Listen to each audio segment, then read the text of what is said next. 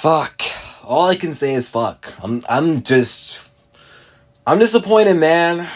New Bronx was chosen by God at one point in time from 2018 to 2022. And God had eventually gave up on him, and his time is done at being the best in the world. You know, he's still a top fighter, but his champ days are behind him. He's going to be 35, so the 35 curse is going to get him too. Yeah, it's disappointing, man. Charles Oliveira loses. No Islam rematch. I wanted to see that fight again. I was curious, but this fight answers questions. I think this fight proves that I think Islam would have won the rematch most likely. He would have won the rematch against Oliveira. He would have won. And this also can end the debate with Khabib. Like, come on. Like, if you can't beat Islam and you're getting fucked by Sarukian and you can't sub Armin, your shots aren't even affecting Armin Sarukian, you can barely touch him, dude, Khabib would destroy him. So I love Oliveira, and it sucks that the moment I became a fan of Oliveira, the moment I started liking this guy, is the moment his time had to come to an end. Like, I became a fan around the Gaethje fight. I was kind of torn. I liked both going into that fight, but I kind of wanted Oliveira to win. And then Oliveira lost his belt to the scales. And then he tried to get it back against Islam, got bitched, owned, tapped, bounces back against Dariush in a spectacular performance, spectacular finish. Was going to fight Islam again, but dude just had to get himself cut in training. And, I mean, it would have been better for him if he would have had 2 losses to Islam than lose another title shot, going backwards in the rankings against Sarukian, man. I mean, who knows what could have happened in the Islam rematch. There's a chance maybe Oliveira could have landed a good punch or got a sub. I don't think it would have happened, though, but, any man can dream, right? But, what a frustrating fight, because Oliveira had the guillotine the beginning of the fight. The beginning of the fight, he had a guillotine. He had it tight. He had it in. And Armin Sarukian just had to escape the choke, which got me so pissed off. Because I was like, yes, Oliveira's going to beat him. He's going to get him. He's going to get him. And then he slips out, which is really fucking annoying that he couldn't finish that. And then he mounts Armin. Armin reverses him. Maybe that's the round the judges gave Charles. Round 2, Armin clearly wins, takes him down, smashes him with elbows. And then round 3, Armin clearly wins.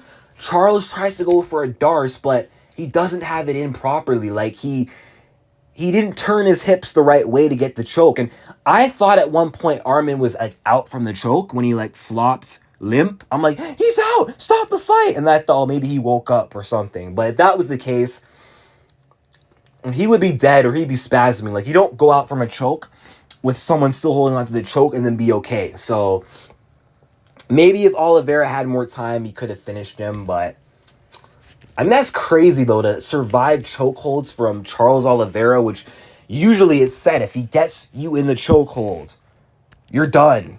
And Armin survived. He wins by split decision. I wish they robbed Armin because I like Charles, but I hate to say it. I told you so, man. I told you Armin was going to win. Because I said Armin Sarukian is not going to be afraid to go to the ground with Charles Oliveira. I said he's going to take him down.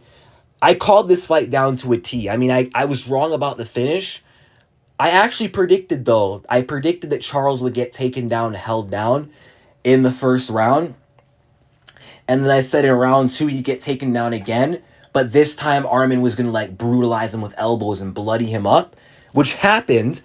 But then I said round 3, the ground and pound will have softened up Oliveira, and then Armin will chin Oliveira and finish him on the ground.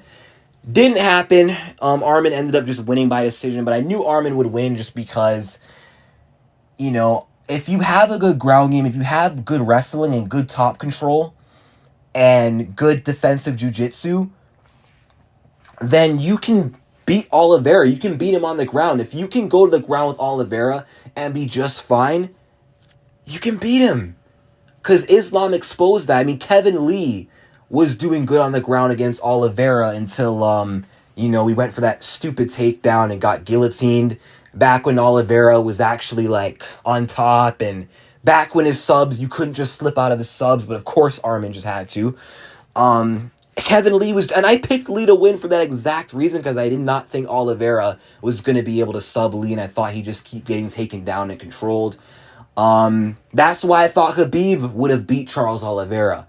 Also, I even went based off the Michael Chandler fight too, where, remember, Chandler was in Oliveira's guard and Oliveira couldn't submit him. Oliveira had his back, couldn't submit him. And there's similarities between Arman and Chandler. I mean, Arman's a smarter fighter than Chandler and less chinny than Chandler. He's better than Chandler, I'd say. But they're similar in terms of their build. They're short, stocky tanks with wrestling. Armin offensively wrestles. He chain wrestles more than Chandler. Chandler just likes to stand and bang. He doesn't really wrestle. Honestly, if Chandler would have wrestled Oliveira, he might have beaten Charles, but I think he just respected his ground game too much.